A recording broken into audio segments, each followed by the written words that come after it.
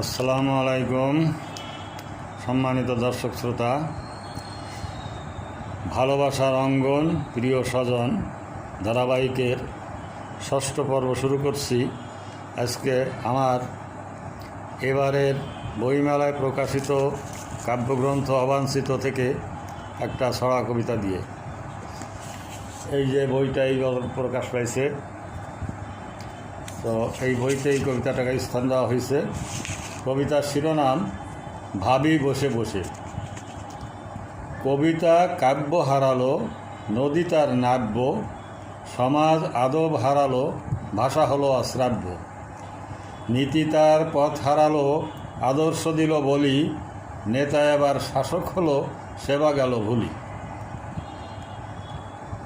শিক্ষক চাকুরে হলো, অফিস বিদ্যালয়